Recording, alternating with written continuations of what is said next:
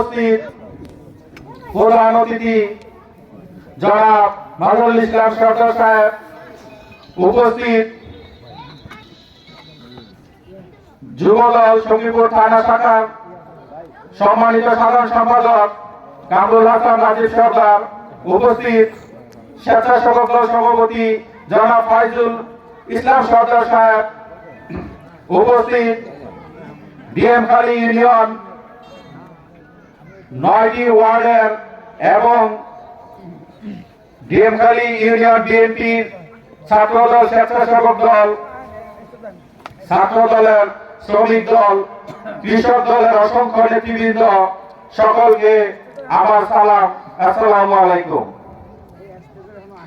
আজকে সমাবেশে আপনারা অতি দূর দূরান্ত থেকে এখানে উপস্থিত হয়েছেন, এজন্য সবাইকে প্রথমে আমার ধন্যবাদ জ্ঞাপন করছি।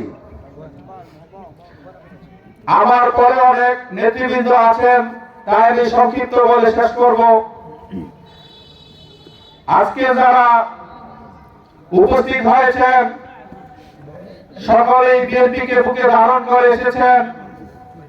বিগত বছরগুলোতে যারা বিএনপি করেছেন মনে প্রাণে, আমরা তাদেরকেই অত্র কমিটিতে প্রাধান্য দিব।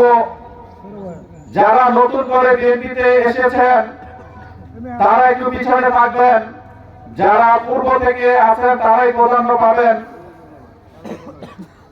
আজকে যারা অতি কষ্ট করে এখানে উপস্থিত হয়েছেন তাদেরকে আমি আবারও ধন্যবাদ দিয়ে আমার সংক্ষিপ্ত বক্তব্য শেষ করছি। আল্লাহ হাফেজ।